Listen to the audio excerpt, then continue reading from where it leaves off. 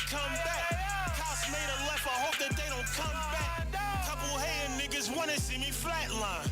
Book my man, then we gotta do his back time. I told my uncle, throw me one, this the last time. He shook his head and said, you said that shit the last time.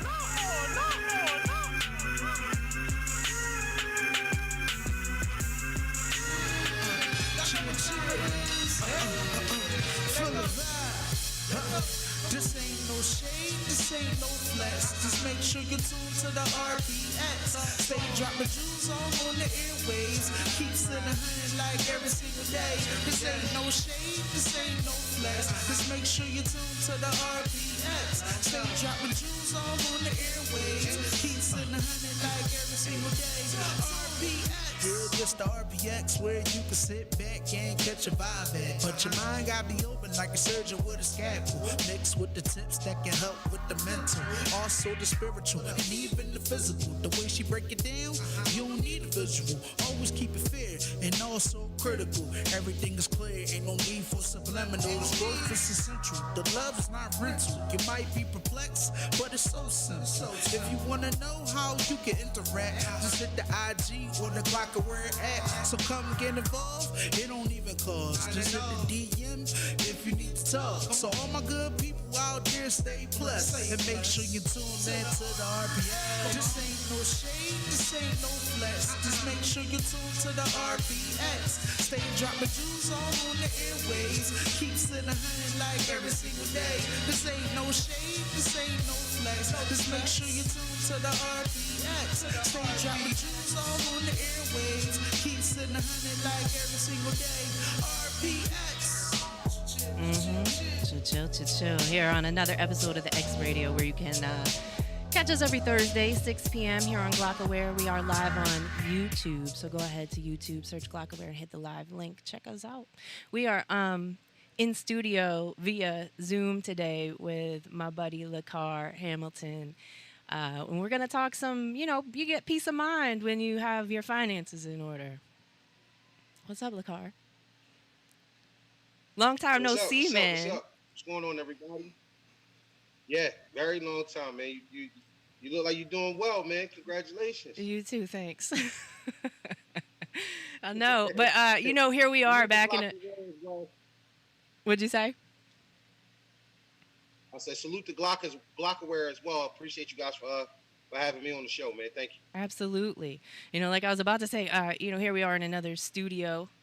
Where we've been many times, and but you're doing something different now. Tell us about it. Yeah. It's amazing, right? When you and I first met, it was on another platform, in essence, as far as the music was concerned. Mm-hmm. And at the time that we were linking together for the music, I was still kind of in this industry as well. I wasn't putting as much energy into it as I've done recently. So I'm now, I'm giving this more of my all, and I'm kind of accepting this as a purpose type of thing, as a calling type of thing. So I'm into the mortgage business. I'm in the mortgage financing and financial literacy. Mm-hmm. We need that. We definitely need financial literacy. And the thing about it is folks, they want to be successful, but they don't know the steps to take to get there. So, do you provide classes? I agree. I can. I mean, that's something that has been discussed before, but I'm more the type of person I love giving information away. Right. There's no sense in trying to hold on. You hit approachable. Yeah, there you go. I can email. We could do a Zoom class like we're doing now. I'm easily approachable. So this knowledge isn't just mine for me to keep. It's always there for me to pass on and give away as well. So. Drop those seeds, and you need to do the gardening, folks. But so. Of course, we talk about self-care and love thyself and all that good stuff and mindset. We want to motivate things and things maybe you haven't experienced before. So, as part of having sound mind, finances come into play, because if you don't know where your next meal's coming from, how you're going to pay your rent, all this other stuff, you're in a state of distress. So your health is at risk now because you're stressing your body out. Your mind's never settled. Like, you're running, doing a bunch of different things. How can we start to put things in order?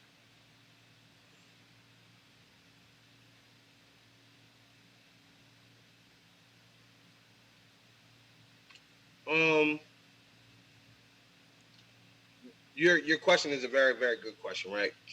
Um, it's really about, I don't want to say prioritizing, but at the same time, it does come back to, putting priorities in order. You got to figure out as an individual and as a person what you want to do with your life, Mm-hmm. right? So this is a big part of making those type of mature decisions, especially if you are, a part of a family, if you got children, you know what I'm saying? Now that those decisions that you're making aren't just for you, or they don't Mm-hmm. benefit just you, that they also benefit the rest of the family as well. So, having your priorities in order, having some type of knowledge and education will absolutely help those priorities to, create an order for themselves. Mm-hmm. So,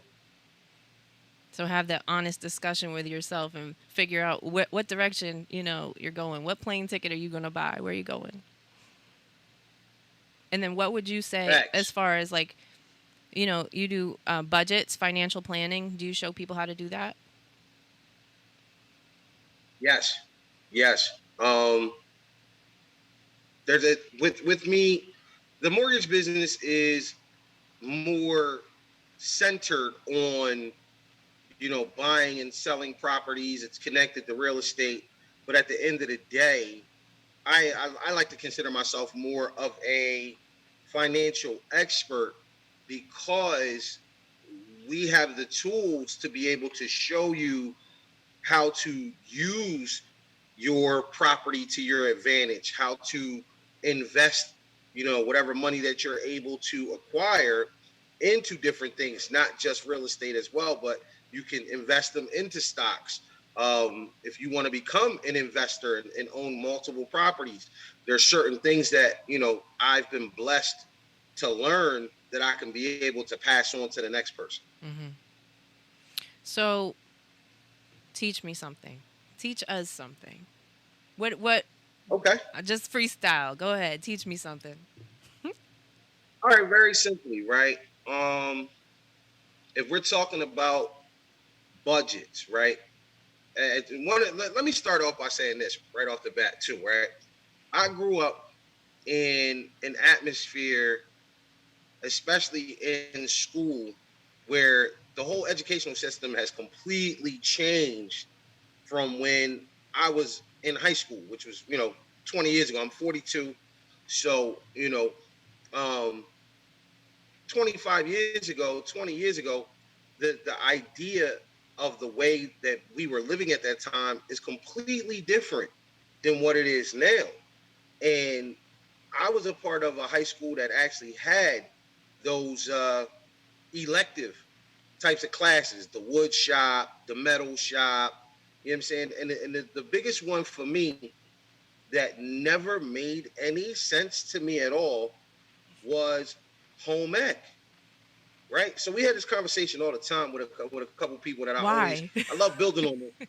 Exactly. Well, here's the thing that bugged me out about it is that the school system called that class home economics, but they never taught you anything that involved math, numbers, nothing like that. If anybody else has been in a home ec class, a home economics class, they taught you how to be a stay-at-home mom or a stay-at-home wife Yo, I in never that thought class. about that. Yeah, I mean, I They taught you how agree to cook. sense They of taught you how that. to sew. They taught you how to do laundry. I mean, those are life skills, but yeah, there should have been some Yes. budget and finance in there.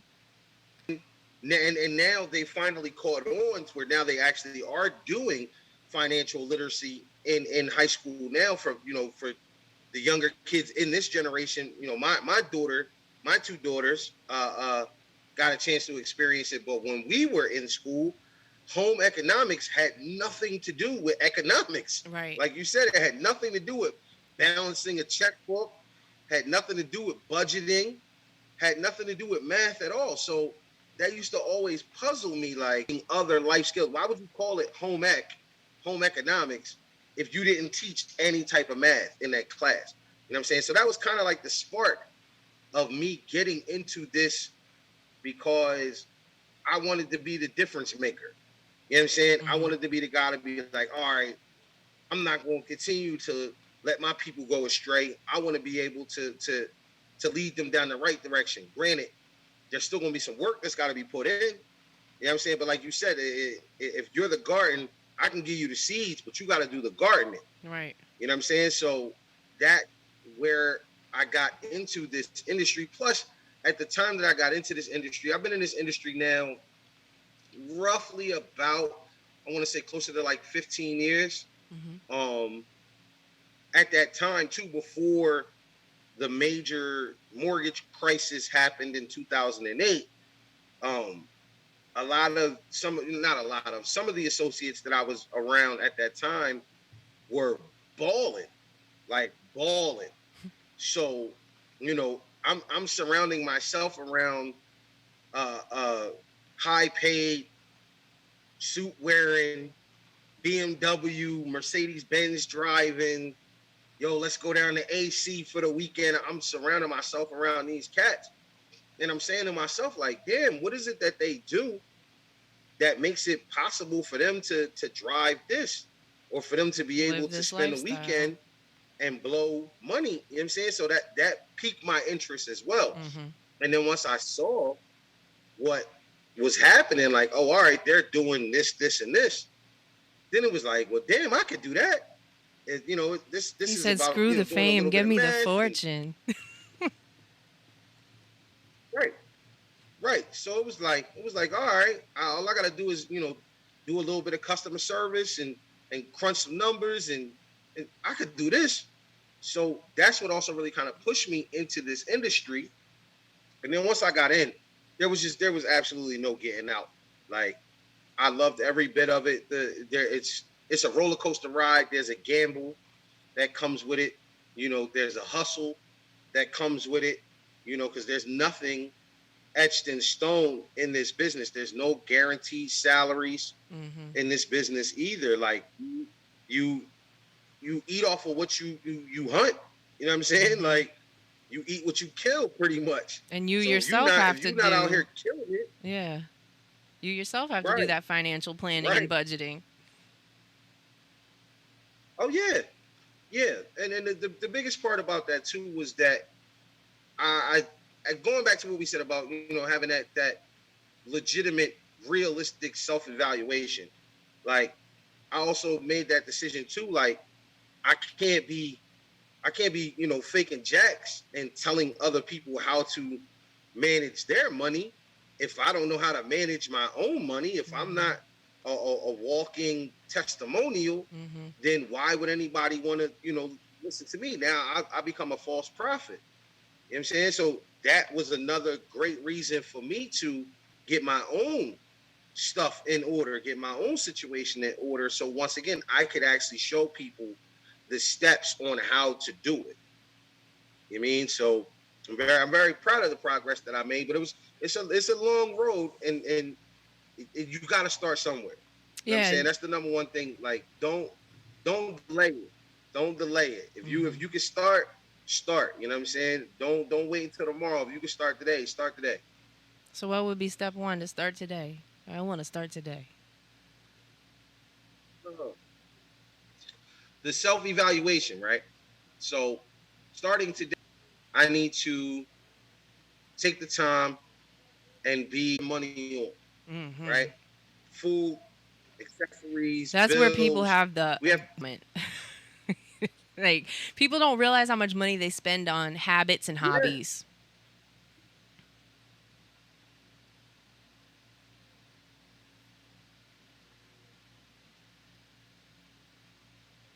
That was all.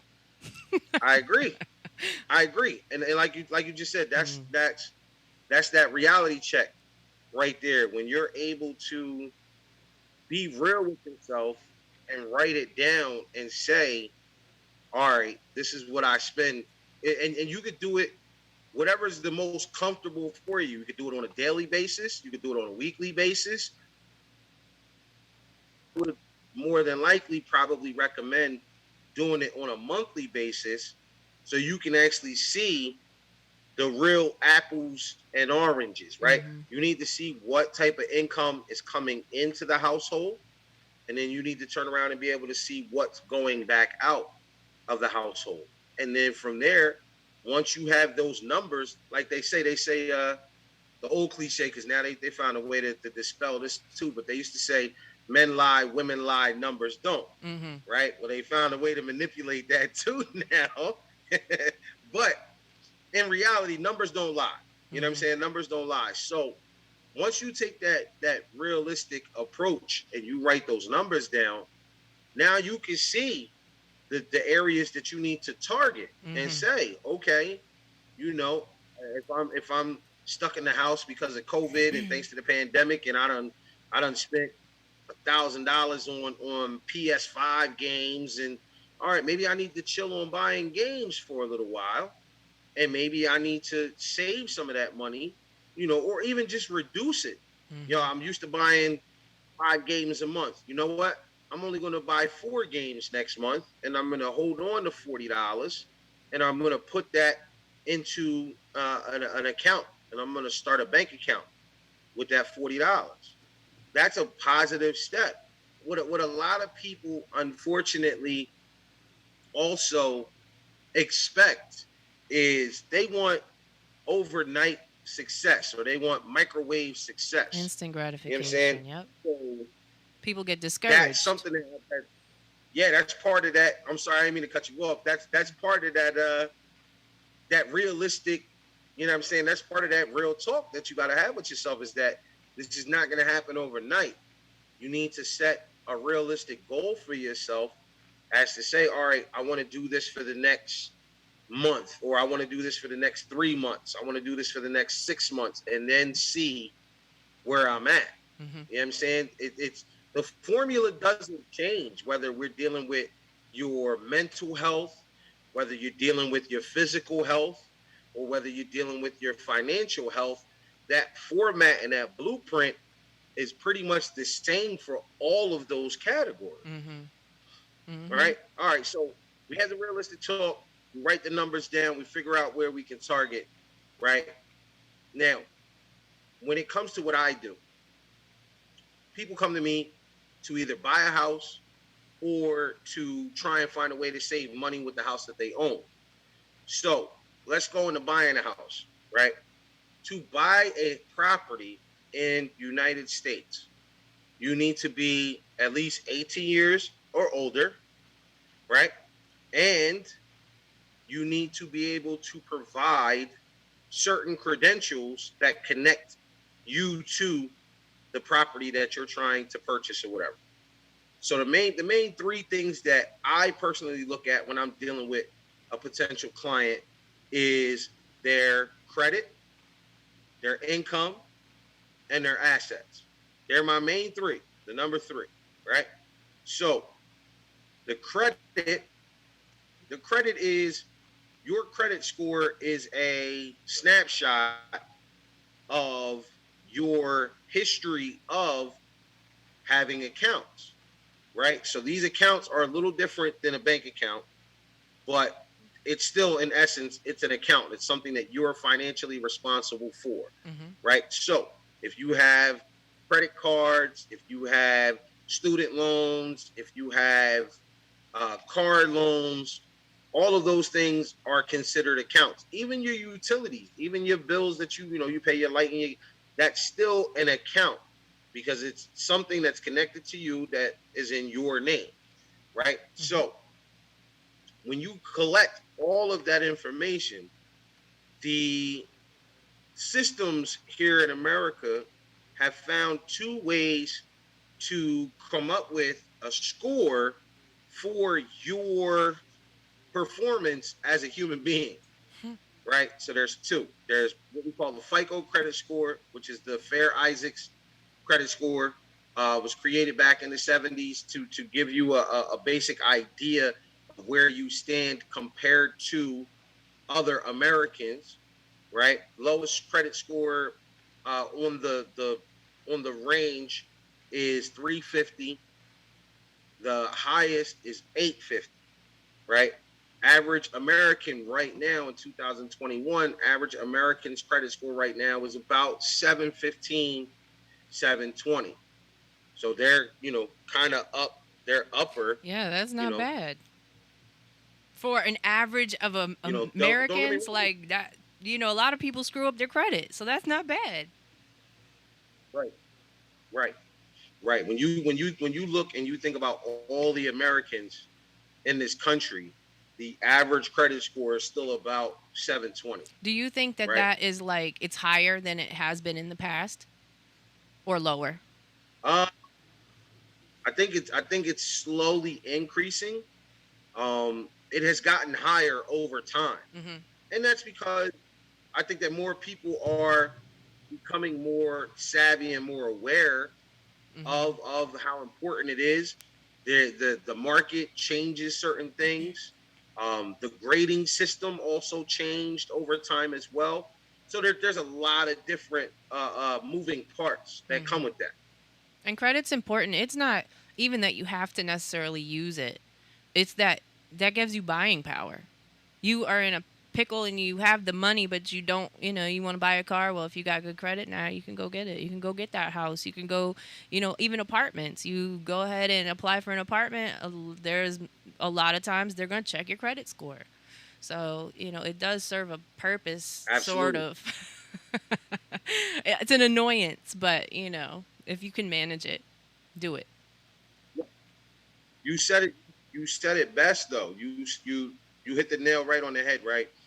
Credit is equivalent to purchase power, and credit tells someone who you are without them really knowing who you are. Mm-hmm. Right.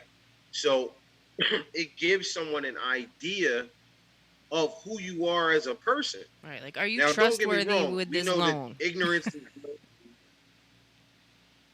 right, Mm-hmm. right. Um, we know that ignorance can be bliss, but at the end of the day, too, if you got a high credit score, then that means that you're showing your accounts the respect by making the payments on time. Mm-hmm. You're not putting those accounts in jeopardy. Um, it also shows that you can manage your money Mm-hmm. pretty well too. I think that that's where a lot of people have some issues where they're not really sure how to properly manage the money, right? So that and that comes back to priority too, like we talked about. You have to decide what is important to you. Mm-hmm. Having food in your refrigerator or having the newest pair of LeBrons on your feet. Right. Do you want the brand new J's that just dropped? Or are you trying to have a credit card with a $10,000 credit limit on it? Like, you have to decide that. You know what I'm saying? No one else can decide that for you. Mm-hmm. Um, so credit is a very, very important part of financial literacy, buying a house, all of that. So the lowest credit score that a person can have when trying to purchase a house is right now. There's a two-part They're letting y'all question in to the this. There's a door. two-part thing to this. So, right, right. So, so there's a two-part thing to that, right? So anyone with a 500 credit score or better, if you don't know what your credit score is, by all means, you can go online and look at free services like Free Credit Report. You can go to any of the three credit bureaus, which are Experian, TransUnion, and Equifax. By law, you are allotted to receive one credit report for free, no charge, every year. Mm-hmm. Right? One of those agencies by law has to provide you a copy of your credit report or your account report every year, annually, right? So, once you get access to the report, the minimum score to buy a house is 500, right? Now, there's a catch to that. There's a caveat, right? The caveat is if you have a credit score at 500, you can still buy a house, but any bank or any lender, somebody's going to lend you the rest of the money, they're going to require you to come up with percent of whatever purchase price you're trying to buy. So What was the if percentage again? if you're looking to buy something, 10%, 10%, right? So in numbers terms, If you got if you find a 100,000, you owe house, 10. that's yeah, yeah. If you And the average house is what nowadays? I'm not it talking like, depends. say here in Philly, say, somebody right here would be buying. What I've seen houses that used to be $20,000, $30,000. Now they're like 120, 130. It's Yeah, kind of like, whoa, you doubled and you didn't even do anything to it. It's just the right. neighborhood now. It's just the market. It's the market, and that's become a cliche term anymore too. As far as, oh, it's the market. It's the Mm-hmm. market. The market meaning the determination of what to do next, right? So, one of the biggest things that has been in conversation for quite some time is that people like playing with this word too, inventory. Oh, the inventory is low, inventory this, inventory that. As far as inventory goes, there's not a lot of houses that are just open and available. You know what I'm saying? And we're not including abandonments. We're not including, you know what I'm saying? Those get excluded. But when you're talking about just vacant housing, Uh-huh. there's not a lot of vacant houses just up for sale. So what that does now is that forces other people like myself or other real estate agents um, to kind of change their sales pitch, and now they're gearing their sales and their marketing efforts to find people that want to sell their house. Mm-hmm.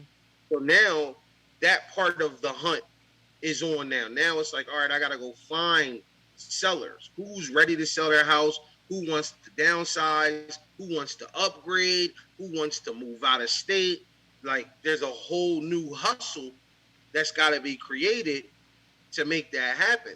And then once you do find that person that may be interested in selling the house, that's part one. Part two now is like, all right, I found somebody that wants to sell.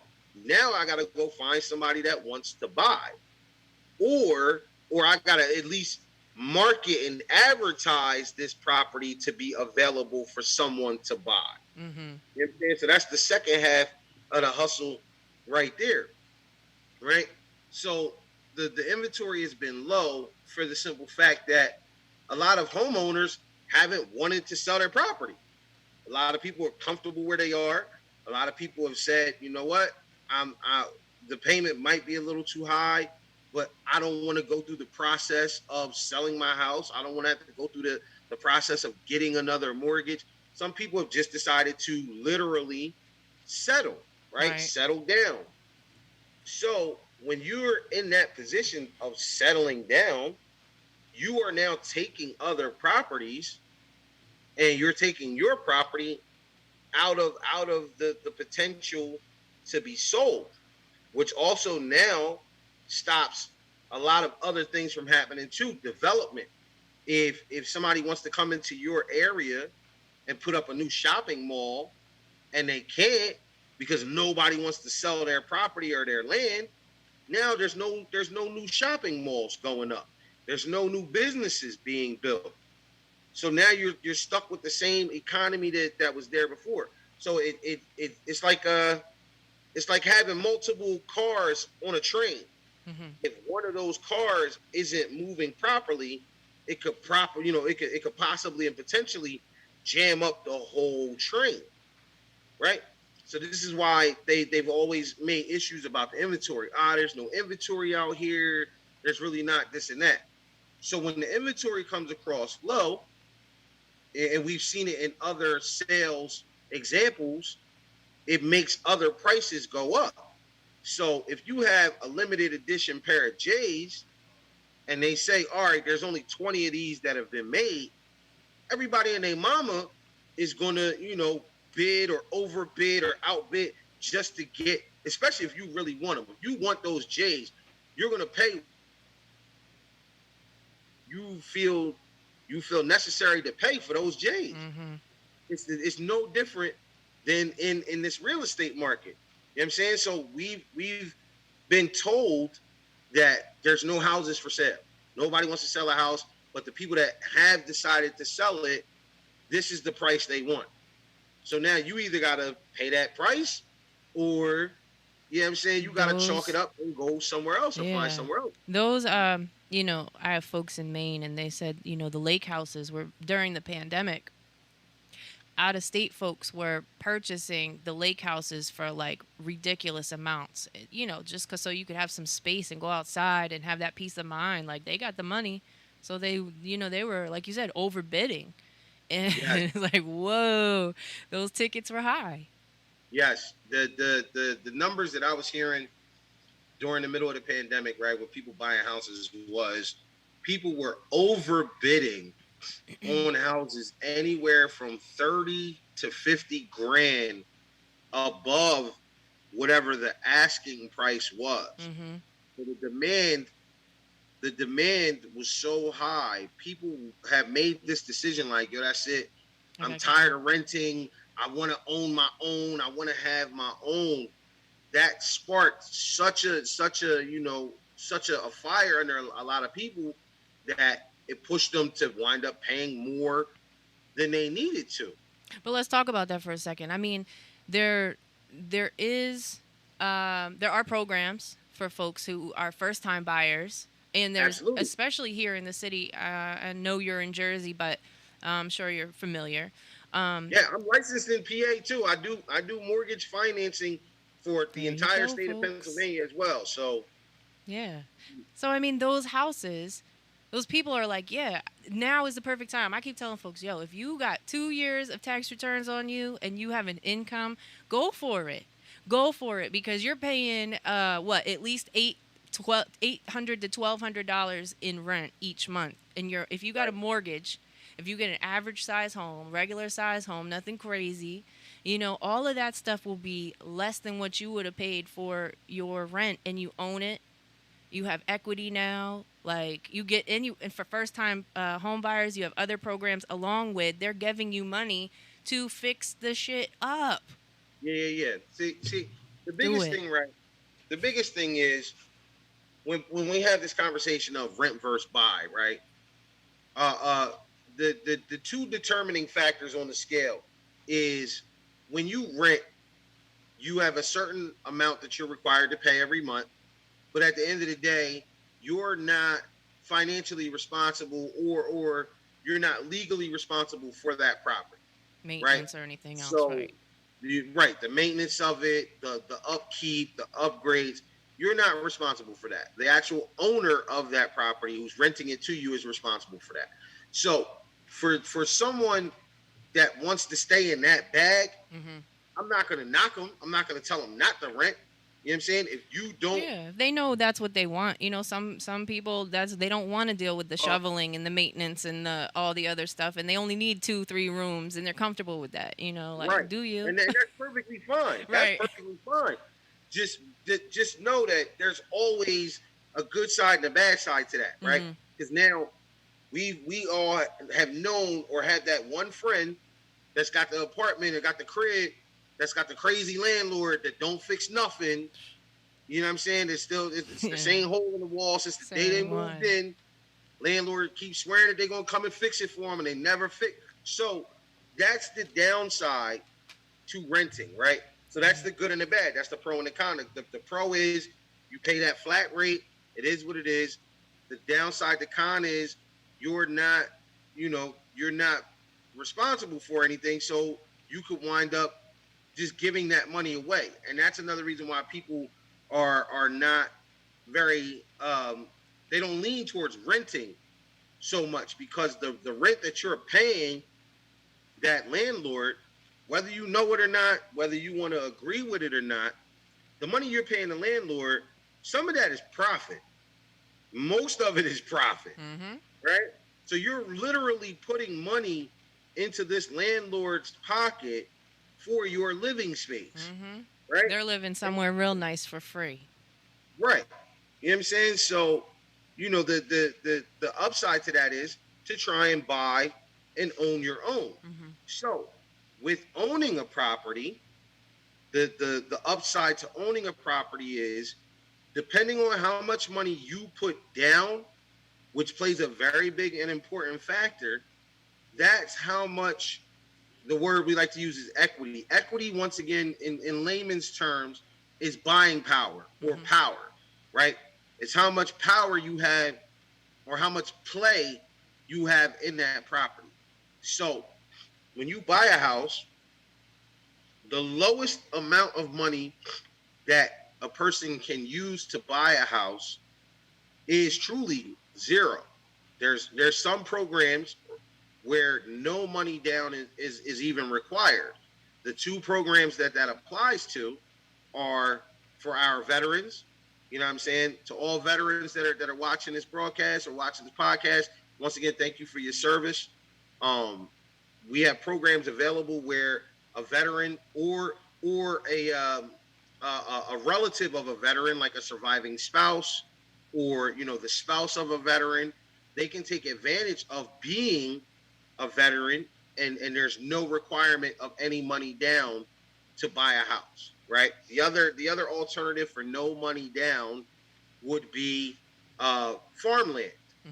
We have what's called a USDA loan, right? The USDA, United States Department of Agriculture, has a loan for people that want to live on the farmland, right? So they have given you the break as well to say, okay, if you decide that you want to buy and you want to take care of and maintain a property that's in a rural wooded area and possibly start a farm, we will help you with that without requiring you to have to put money down on that. Now, the misconception that a lot of people have when they hear no money down is, oh, this is about to be a free loan. No, it's not the case, right? In every mortgage and real estate transaction, there are two sides to that transaction. There is the down payment, and then there's what they call closing costs, right? So there are all.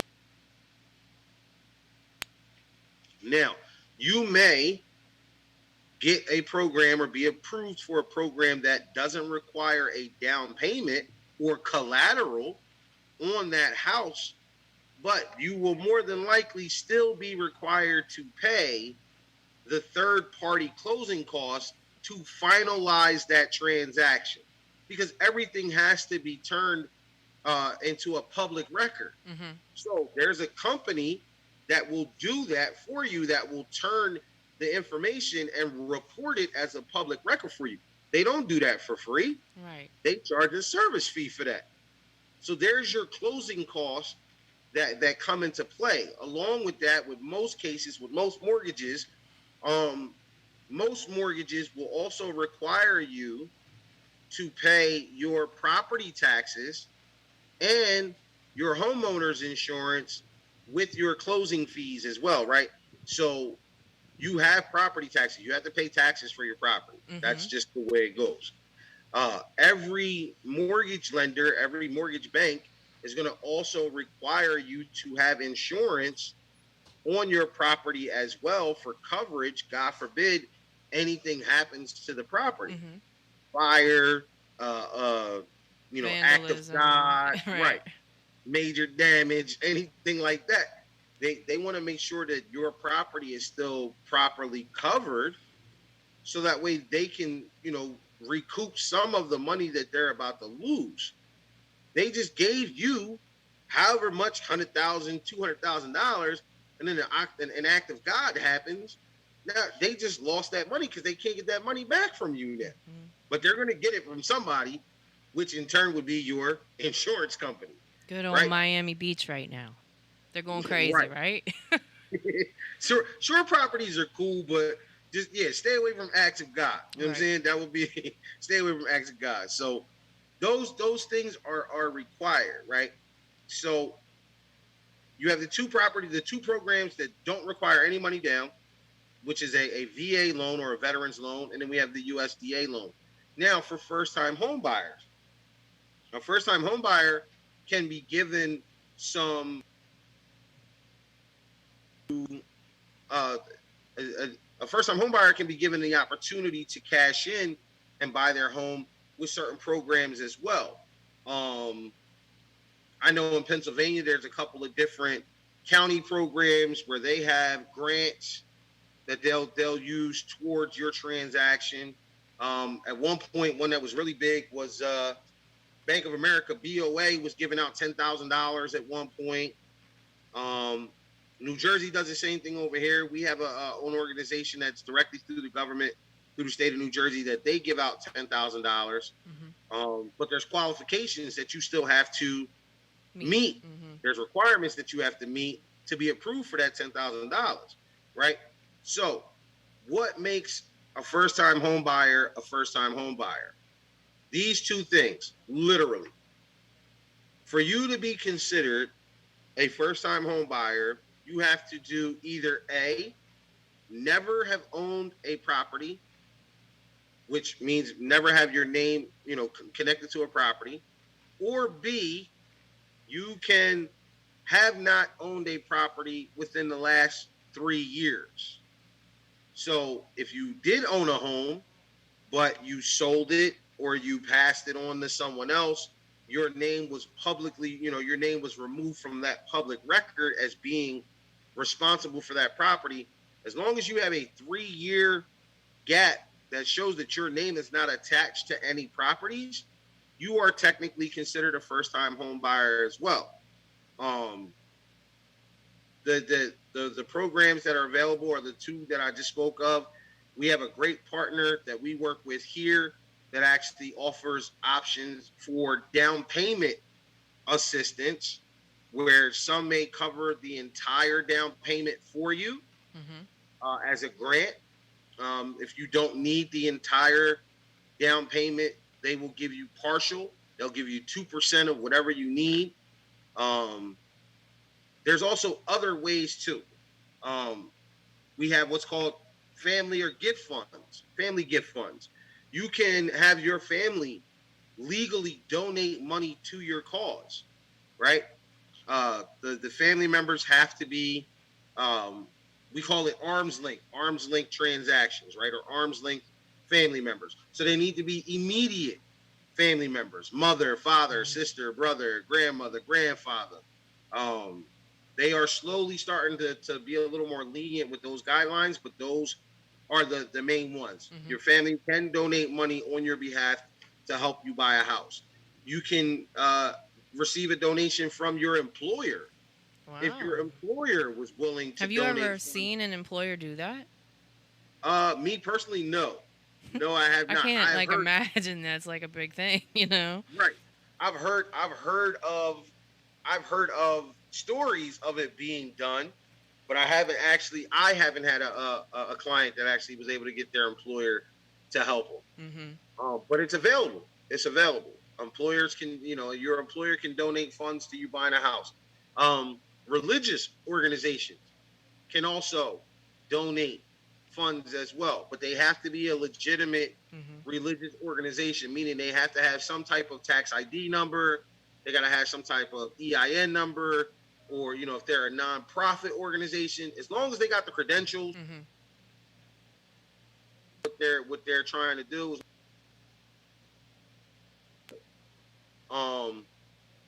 but there's ways that you can get funds donated to help your cause. The other way, outside of the grants and the family, would be what we call a seller's assist or a seller's concession. So what that means is if you find a house that you like, that you want to buy, and you're willing to negotiate with the seller and tell the seller, hey, listen, I really like your house. I'm a couple dollars short. Do you mind chipping in on some of the fees so that way I can buy this house from you?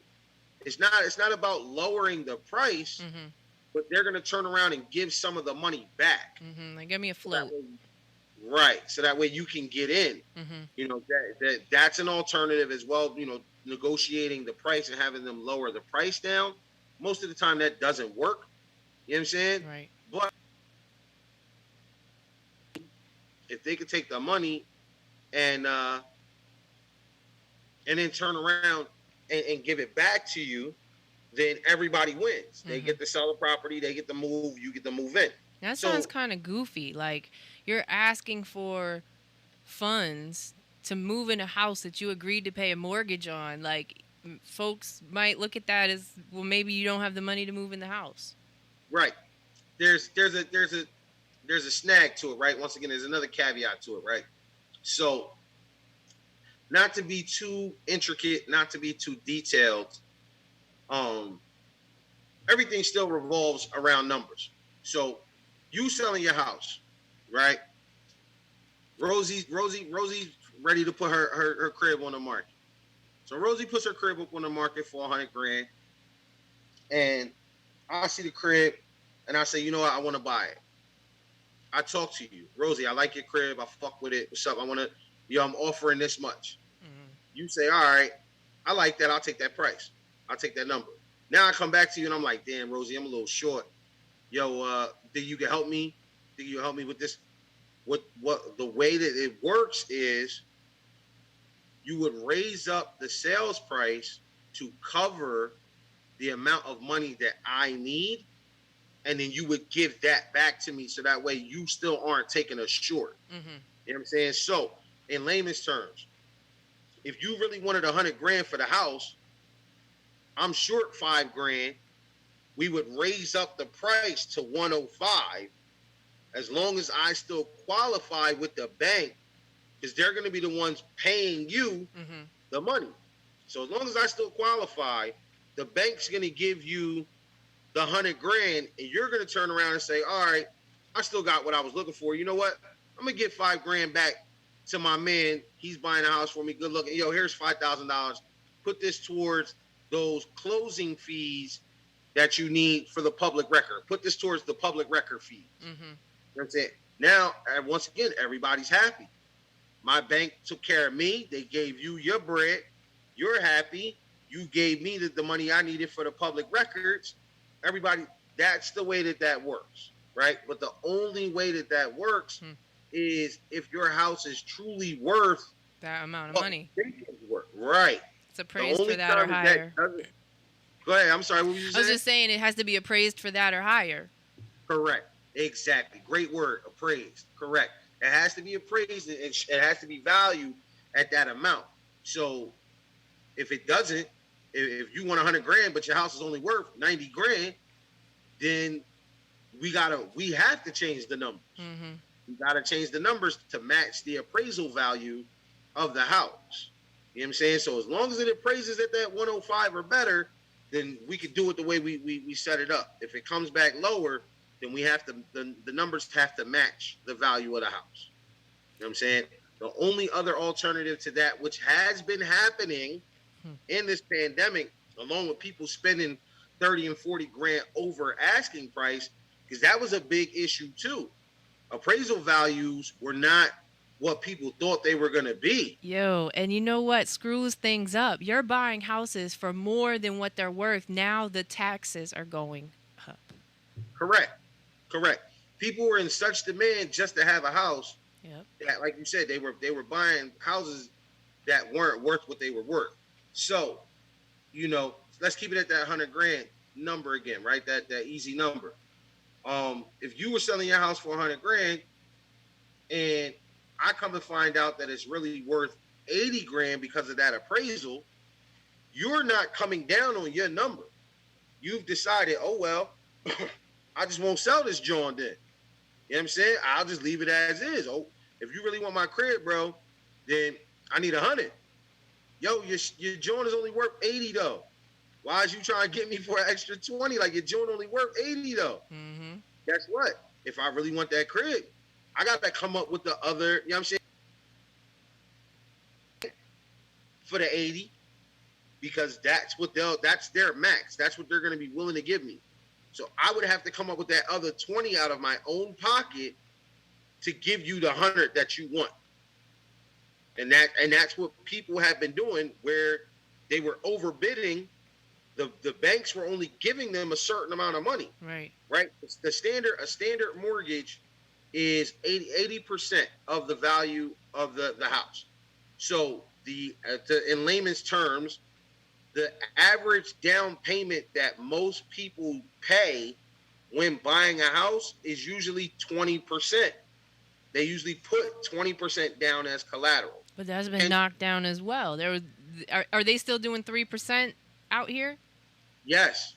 I mean, the interest rates are still relatively around there. 3% plus 3% down? Yes. You can do 3% down. The 3% down is directly connected to a credit score, though. Mm-hmm. So now that takes us back into that credit. What number is that? Yeah, lower the credit score just real quick. Lower the credit score. The higher your interest rate is going to be, and the higher your down payment is going to be. So how much is the what credit score gives you a 3%? Truth be told, the credit score that gets you a 3% is 640, 650. Truthfully. Let's go. We're buying houses in here. Let's go. Some do 620. You know what I'm saying? It depends. The lowest I've ever seen was 620. And that's honestly, I'm not judging y'all. I'm just saying that's low. Like a 6 something is on the low side of being able to achieve something like that. That's low. Yes.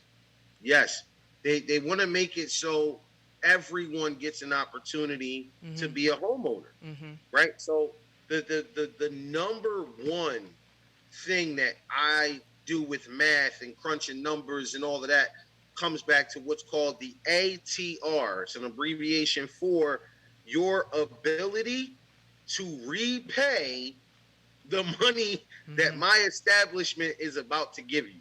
ATR, ability to repay. And that stems and connects based on the things we were just talking about. Your credit, you have to have a certain score to reap certain benefits, right? You also have to provide an income, like you were saying, as far as the tax return. Taxes. You have to be able to show us that you have sustainable income. The mandatory minimum for your income is 2 years. We need to see that you've been working steadily for at least 2 years in the industry or field that you're currently working in. Does that mean if you start a new job, is it going to affect you? Not necessarily, right? But there's always room for discussion, right? So we want the longevity. That's what I'm telling you. We want someone that's been at a job for 5 years, 10 years, 15 years, 20, because it shows consistency, right? Same thing with the credit report. If you have the same credit cards that have been open and you've been paying on them for the last 10 years, 15, that shows consistency, right? That's what we want. We want to be able to say, okay, we feel comfortable giving, you know what I'm saying, Rashawn this $200,000 because we know that Rashawn and his family is going to be able to pay this money back right over the next 20 or 30 years. Right. We have about 5 minutes left. And, one of the next step I would say, and maybe you can tell me, but you, like we were just talking about, get pre-approved. Take those items, get pre-approved, and then you know what your buying power is. You can say, oh, I'm approved for a $200,000 home. Now I know I can look for something up to that amount. Whatever's comfortable. And you can get numbers and all that kind of stuff and, see what's comfortable, see what to look for. Absolutely. The easiest way to get pre-approved with me or with is to have 3 things ready for them. A, you need to provide what your annual income is, right? Doesn't matter if you're If you receive any type of like disability, if you're on any type of fixed income, whatever your income is, provide that information. We need to know what your income is. We need to know what your credit score is, and we need to know what you have saved up, what you intend to put down as a down payment, or how much money you have saved. Those are the three things: income, credit, and assets. Your assets they're the main three. If you can provide that information for me in any order, I will be able to tell you, okay, based on that information, based on your income, based on your credit score, based on how much money you have saved, you can buy a house up to this amount with this kind of interest rate, with this kind of down payment. Mm-hmm. You know what I'm saying? So getting pre-approved is very, very easy. You can give me a call if you want to talk to me over the phone. It's 856-254-6100. That number again, 856-254-6100. Or you can go to my website. My website is mymortgagemaverick.com. No spacing, no changing of the letters, no funny letters. It's all spelled out the same, right? Yeah, they be doing the most out here. Underscore, dot, period, hyphenated. Yeah, none of that. No hashtag, no $sign, none of that. You know what I mean? There you go. It's mymortgagemaverick.com. There's a bunch of information on there as well. We have some mortgage calculators and stuff on there too. You can actually do your own little math, figure it out. But if you want some professional conversation, by all means, please do not hesitate to give me a call. Shoot me a message. Check out the website. You can apply right online as well. You can go ahead and take the chance to apply online. Our technology is fantastic. By the way, we verify everything online. Mm-hmm. We are like the epitome of going paperless. You know what I'm saying? So we can verify your credit report. We can verify your bank accounts. We can verify all of that online. You know what I mean? So little cliffhanger. So can folks with a steady income of perhaps SSI, would they be eligible to purchase a home if they meet all the credentials? Yes. So, folks, there's no excuses. Get with LaCar. Yeah. The beautiful thing, last thing I'm going to say, Rosie, and I appreciate you once again, feeding off of what you just said with the fixed income with the SSI, right? Believe it or not, because most people that do receive SSI don't pay any taxes on that. So guess what? We get to actually gross that income up and increase the income for you and put the tax money back into it. So if you receive $1,500 a month in SSI, you might really actually receive like $1,750 based on our mathematic calculation. Mm-hmm. So yeah, if you're receiving SSI or permanent disability, anything like that, don't let that deter you. You can own a home, folks. That you can't get approved, right? Call me, talk to me about it. We can see what we can do to help. Nice, and a lot of people that have disabilities as well. That's you already have a lot going on, and to have that peace of mind. Sometimes they don't really have a great place for their disability. So if you're able to purchase a home and set it up the way that is comfortable for you, then by all means. Absolutely. We do not discriminate in any way, shape, form, or fashion. We are here to follow the guidelines that apply to everyone to get you qualified. As long as you can show and prove that you can afford to live in that structure, mm-hmm. we will do whatever necessary to get you into that structure. All we need is proof that you can financially afford it on a monthly basis. All right. Well, get with LaCar at mymortgagemaverick.com and mymortgagemaverick on Instagram as well. And, of course, it's always good to see you, man. It's been so long. Yes. Rosie, thank you so much. Glockaware, thank y'all so much, man. I appreciate y'all having me. Yeah, I would love to do this again, man. Absolutely. Definitely love to do it again. We'll set it up.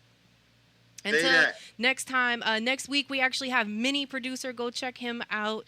That is July 8th. And until next time, peace out. For fives over here, baby. Word up. 2 for 5, some niggas got garbage down the way. Word up.